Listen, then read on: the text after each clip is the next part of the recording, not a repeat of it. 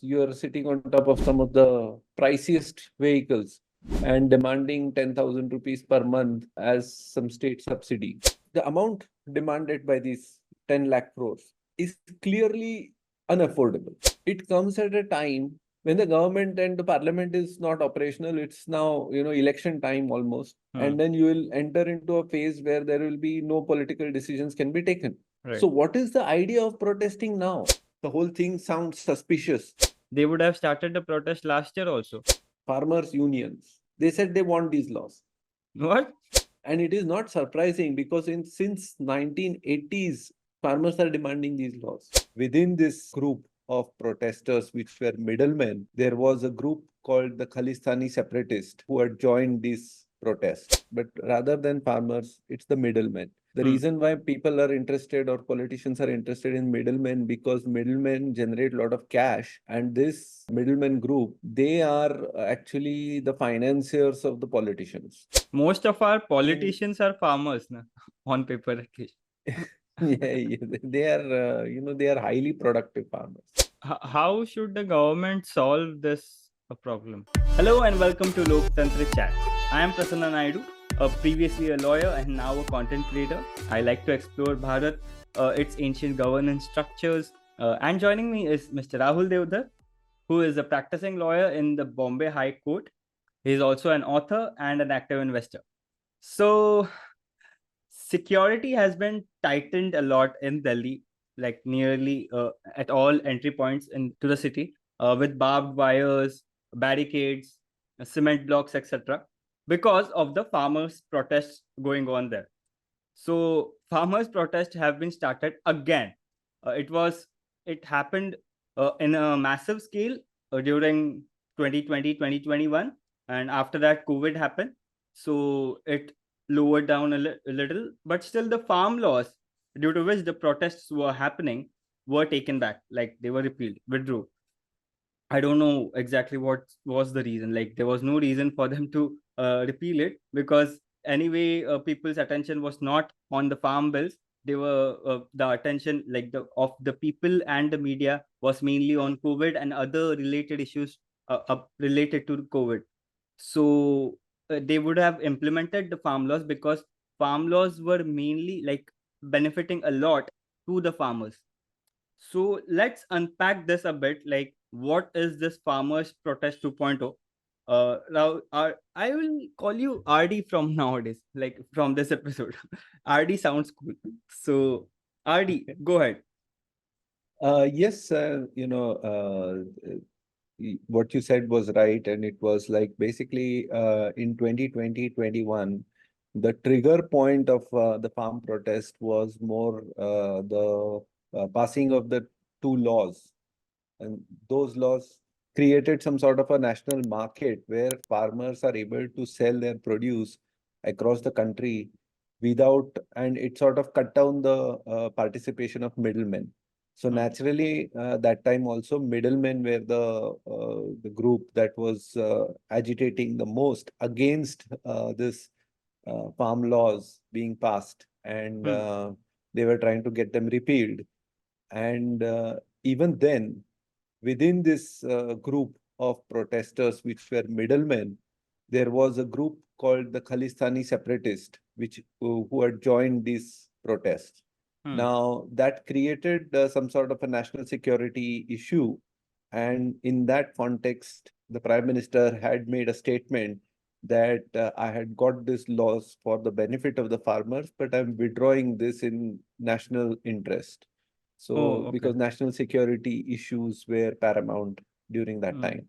Hmm. Hmm. So, that was the logic, and the farm laws were taken back. Now, that was not such a big loss because these laws only coordinated the see, farming is agriculture is basically a state subject. So these laws can be passed at the state legislature also, and they can be also passed by the central government. Now, when you pass these laws at the central government, the advantage is that there is a coordinated law across for all the country. So Hmm. it's not such a big deal, and the government did not after that after the repeal. they did not do any further action on the farm laws per se. Let me interrupt you here. So as you said, is a state subject, but the union government can form laws on the agriculture is a state subject, but union government as well as the state government can make laws on it. And from I what I think it's in the remember, concurrent list last here. Yeah. yeah. So from Hmm. what I remember last time when these farm laws were passed by the union government, there were some Hmm. states who passed laws related to Equal. this topic, and they were like contradictory to the union government ka law, isn't it? That that is that keeps happening. But the idea of some of the states was that they wanted to protect their own farmers, but rather than farmers, it's the middlemen. The Hmm. reason why people are interested or politicians are interested in middlemen, because middlemen generate a lot of cash, and this middleman group, they are actually the financiers of the politicians. Hmm, hmm, Okay. hmm. So now this whole Most of group our has been, politicians are farmers na? On paper at least. yeah, yeah, they are, they are highly productive farmers. Huh. That, in that someone made a meme that in that small flower pot, they planted some cauliflower, and then, its yield was 30 crores or something. Hmm. That kind of thing our politicians are capable of. But this group is a financer of politicians, Hmm, particularly of non-BJP, particularly the old Congress and some of these NCP, Sharad Pawar, and other groups, even across the country. This group forms a big financer lobby. So that's why their um, concerns are taken aboard quite quickly. Now, the 2024 protest is completely different. It has come out of the blue. Okay. hmm, There hmm, is no intent of the central government to pass any farm laws or any such thing. Now they are protesting so that they want the government to compulsorily buy certain quantity at a certain price. Okay. okay, okay. And they want this as to be sort of a guarantee enacted in the law. Okay. Which is the Or a MSP. government MSP guarantee. That's what they intend to do. So there are two elements to it. I mean, you can go into the nitty-gritties. The idea is that whatever are the different crops that farmers will produce, and whatever is the MSP, that whole offtake will be guaranteed. Okay. So Hmm, there is a certain deal that has to be made. Now this is, and then there are, once that demand was made public, now they have added some other demands, like they want 10,000 rupees per month pension for all the hmm, farmers, hmm, after they reach age of 60 and all that. And there are lots of, demands that they have been making while sitting on top of cars like, hmm, Porsche or Lamborghini or these kinds of high-end SUVs, and they have, so it becomes a little more, cynical, because you're sitting on top of some of the priciest vehicles and demanding 10,000 rupees per month as pension. some state subsidy. Hmm, So if you look at this kind of a demand, the some people have calculated the fiscal impact of that, and it amounts to like 10 lakh crores. hmm, Okay. hmm, Now that is somewhat similar to the amount spent by the government on infrastructure. Now you can imagine where is, the whole infrastructure that the government spends, they want as farm benefits. hmm, Okay. Now, this is not feasible, and it's actually, just trying to enter into a confrontation with the government for no reason.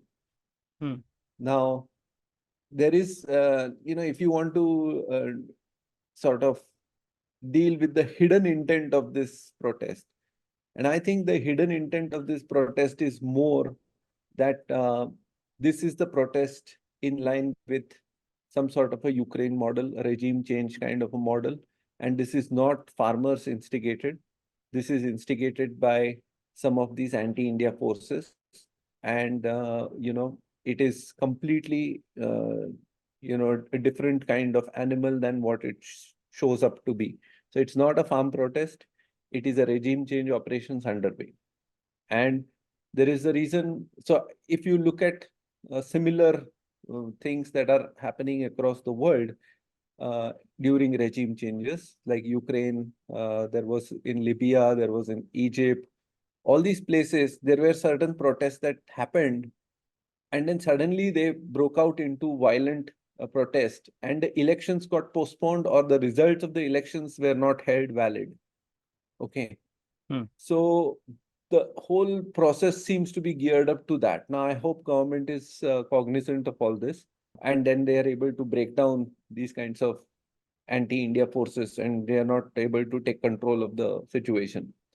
Now, the second reason why I say this, is that the amount demanded by these 10 lakh crores is clearly unaffordable. Okay. The second is, it comes at a time, okay, when the government and the parliament is not operational. It's now, election time almost. Elections will be declared. And then you will enter into a phase where there will be no political decisions can be taken. Right. So what is the idea of protesting now? What is, see, I can understand that this was just after the government is elected. You can try to force the government to pass certain laws which will last, because now government is in power. Okay. Now this government is almost, completed its term. Okay. It's only 1 month is remaining, and this is all election machinery thing is going on. So there is no reason to protest at this time. Okay. And particularly, when you say the demands, making such demands, because you can make a demand politically. You can stand for elections saying, we will give 10 lakh crores of farm produce, whatever, MSP guarantee, and 10,000 and 50,000. The Congress party is giving this option for elections. Let them contest and win the election. Then you enact these laws. But there is no public protest, public support for these activities, these laws, and whatever their demands are. So that is the reason that, the whole thing sounds suspicious. And, the I don't timing think is, really valid. It is very important point to consider this thing, like why this timing, because they would have started the protest last year also. Because if COVID was the reason they didn't start the protest again, then COVID got over, like not scientifically, but it, like, economy started, and everyone started working, offices were running and all, so public were out of their houses, like more than a year ago, right? So they would have started the protest anytime last year in 2023. They couldn't. Huh. I'll tell you why. Because this is not a standard protest, and this is where it makes sense. If you see, if there were genuine demands, okay, which were like what you are saying, they are stemming from the protest of 2020 and 2021, then you will have this gradual movement. Once COVID is over, once the thing is there, then people will be back protesting. Okay, but there is no such demand, because if you see, after the 2021 protest, Supreme Court got a committee together. Okay. And they went around meeting all the farm unions. Do you want these farm laws or not? Okay. All the farm unions, including those from Punjab, farmers unions, they said they want these laws. What? They want these laws. That's yes. So meaning these were discussions. These are not like official representation. I think they gave a written representation to the Supreme Court constituted committee. But Hmm. they all agreed that these are the laws that are required. Hmm. And it is not surprising because since 1980s, farmers are demanding these laws. Okay. So So it is not farmers are demanding these laws, but the farmer unions are don't want farmer it. unions are no, the middlemen union. The Hmm. middlemen are not allowing. Yeah, Okay. but the unions are controlled by these middlemen only. No, actually, there are, most unions are farmers' unions. They are not middlemen union. The unions that you're talking about are the cooperatives, which are controlled by the, uh, But who is making the middlemen. noise? The noise is made by these Middlemen, middlemen unions yes. only, right? So that is one thing. And once you look at it like, ki there is no support for this, then why are they protesting? Hmm. That timing factor, if you see ki timing doesn't make sense, then why is Hmm. this timing now? Okay, even let's say ki if you are, you wanted to protest for this government, even in Hmm. 2023, you had the last chance. Okay, that is after harvest, you would have gotten the money and all that, and you would be ready to protest since October, November of 2023. Okay. And then, after 1 or 2 months of protest, government would have agreed or disagreed or whatever. In January, you would have had the laws, whatever you wanted, or you Hmm. did not have the laws. Okay. But they did not protest then. Hmm. They did not protest then because the intent is completely different. These protests are in line with what the regime change protests have happened in Ukraine and other places. These protests have a unique timeline requirement. Okay, if you Hmm. look at it as a regime change protest, they have to overlap the elections and they have to have like 1 or 2 months after the elections. So our elections will be held in May. So June Hmm. or July. So end of July, you should be able to protest. Okay, till end of July. Now, Hmm. if you want to protest from end of July and starting from October, you are requiring somewhere around 9 months of sustainability for Hmm. protest. Okay, after 2021, all the NGOs and black money and all this got away. So they don't have the financial bandwidth to protest for 9 months. Hmm. They have the bandwidth to protest for around 3 to 5 months. So Okay, that's from why where are now where are they getting these funds? all the NGOs, global, support groups, George Soros, people are saying George Soros, US Hmm. government, CIA, all sorts of CIA also. players are. I mean, US government means CIA, all US government Okay. operatives. But So it why that like this is a big claim, right? Why will US want a regime change? see why US wants a regime change means US does not like the current dispensation. Modi is not accepting all US's terms. So they want someone to be, I don't know, to replace Pakistan in the US sort of team. So Hmm. it's like cricket team, right? You need a wicket keeper, and India is Hmm. a fast bowler. Then Hmm. you can't take India in your team. Okay. There is a clash because you have four whatever fast bowlers you have, but you don't have a wicket keeper. So they are trying to make a wicket keeper out of India. It's not going to happen. Okay. Okay. So Pakistan has collapsed.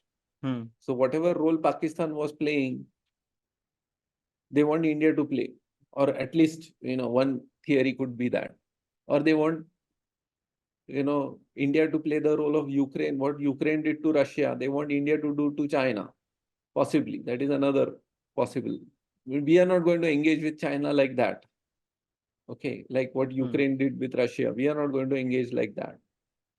So these are some, the reasons are many, but there is clear evidence that certain people who are known to be regime change specialists, okay, Hmm. uh, particularly Victoria Newland and that other guy, Hmm. they have been visiting India for quite some time. Even the current US ambassador is not Hmm. known to be a very free, pro-India person. So all these factors do play into that. And that is that if you say ki, these regime change operations guys have initiated this protest, then it makes sense ki why it starts in, almost in March, when the government has no leeway to make any decision. Hmm. And it will start and hold this, lock this city Hmm. into a sort of a limbo till about June, July. Hmm. Okay. So this is the fundamental logic that we can derive from, uh, you know, like if it passes this test more than the requirement of, farmers' needs. So how should the government solve this problem? Like, So there is, like if you look at the protest, hmm. okay, Hmm. you have to understand that these protests are uh, not initiated for any sort of farmers' rights or farmers' demands. Hmm. And then you need to eliminate the separatist movement like Khalistani people. There will now Rohingyas will also join by some other means, whatever, you have to be alert to that. There Hmm. will be, see if it is in line with the regime change operations or it is in line with some sort of anti-India operation, then you will not just have farmer protests. This is just one piece of the chess, one piece of the puzzle. There Hmm. will be some Rohingyas protesting soon. There will be some other elements protesting soon. Some, caste violence will break out. And this Yeah. is Like the expected. You CAA should may come expect up. this. CAA may come up. Okay. Hmm. And that's why I didn't want the government to sort of notify the rules right now. Hmm. Hmm. Okay. It's better to notify it in July or August. Okay. Hmm. Hmm. Hmm. And anyway, CA, because see, ultimately, this is the main thing. CA nobody read. It's 2 pages, Hmm. but nobody read those 2 pages. Hmm. That CA has got nothing to do with Indian people at all. Hmm. No part of Indian people is relevant. But they might create a front which will merge with this farmer protest. And then you will have a blockade of Delhi. Hmm. And then there will be a violent thing where some or the other person will be assassinated and it will erupt. The question is, I'm following the template of Maidan protest in Ukraine, protest in Egypt, Libya. The same template has been, created. This is the same template which is operated there. So I'm just using the parallel elements. And last in 2020, similar elements came together, but somehow COVID came in and then they had to, they went away. Hmm. Hmm. Okay. So for whatever reasons, COVID gave us an out. Today, there won't be an out. There is an election, and this is precisely the very right time. Now, there is another thing. If Congress, this Nyaya Yatra or this, if it would have gathered momentum, you would have a lot of people coming from Congress group and protesting and joining the protest here. Hmm. So this is very dangerous. Okay, this group has to be broken up. First, you separate the middlemen, separate the farmers, and separate the Khalistanis. The Khalistanis immediately need to be taken into, custody for anti-terror and other operations, anti-India operations. The middlemen have to be dealt with separately, and farmers have to be dealt with separately. Hmm. Until you make these distinctions, it's like divide and rule. British taught us that, if not anything else. Okay. Hmm. Hmm. So I think one element that people need to understand, and because I'm watching social media, Hmm. and on social media, people are already saying, farmers are too entitled. Hmm. Okay, this is the middle class opinion is that farmers are, they are just like any other group. Hmm. Like Hmm. someone made a post saying, uh, the Tatas make a car. I buy the car, they are not doing me a favor by making the car. Okay. Hmm. Hmm. So when farmer makes, whatever crop, and I'm Hmm. buying the crop, he's not making any favor to me. Hmm. Okay. Now that is not, it is not so simple and so straightforward as in farmers Hmm. equaling farmers with organized business. Because in Hmm. organized business, their entire supply chain, there is no interference in the government system. Right. Okay. Right. In farmers' life, starting from, you know, so first your output price is regulated. Okay. Hmm. Hmm. And your input costs are regulated. And Hmm. your loan costs are, modified. And then Hmm. there is variable weather, which adds to the risk. So in effect, farmer is unable to take a risk because he's poor, and he is saddled with the most risk because of Yeah. this kind of government intervention across the line. And this Okay, risk is taken by that individual farmer. Like in established exactly, businesses like these, they can afford taking risks, because even if exactly, they uh, have any loss in any like part of any project, it won't make much difference to them. If we take this analogy with the farmer, because the risk he is taking is very big. exactly. And he's the most vulnerable, and that's Hmm. why they are committing suicide, Hmm. because neither can he cannot escape, and he cannot, uh, you know he's forced to take a risk and suffer a loss. Yeah. Okay. If his And land then is forced to take acquired, loans. yeah. And if his land is acquired by the government, they give money only 20, 30 years later. So people don't understand this. Okay. And people think ki this is same as a person who is making a car, who is Hmm. buying steel at market prices and selling to you the car at market prices. If you don't like, don't buy. If farmer Hmm. says, ki, you buy at 500 rupees per kilo, you want tomato, you buy, otherwise don't buy. Then you will start complaining. You will start rioting. Okay. Hmm. Hmm. So Hmm. these are all different things. There are a lot of variables, and you have to understand that farmer is not same as the businesses. So that element we need to understand. I had proposed a solution to this in my early 2017 paper called Smart Agriculture Management System. So Hmm. you can use this market mechanisms to make it more business-like, so that you're not loading the farmer with all the risk. So if people want to know that, you can download that paper. It's available on SSR and Yeah, Social we'll put the Science link in the Research description. Network. Yeah. Okay, so this was our take on the farmers protest 2.0 going on right now. We don't know obviously what will happen next, but we hope that the government is able to tackle these protests successfully, and no harm is done to the elections, and no such rioting happens, which happened a few years ago in Delhi. So let's see what it leads to. So that's it for this episode. If you like the episode, do check out our YouTube channel and also follow us on Spotify or Apple Podcast if you are listening to this episode. And also follow us on Instagram and Twitter. We post small clips of these long conversations on Instagram, so it is easily shareable. Thank you so much for listening. You.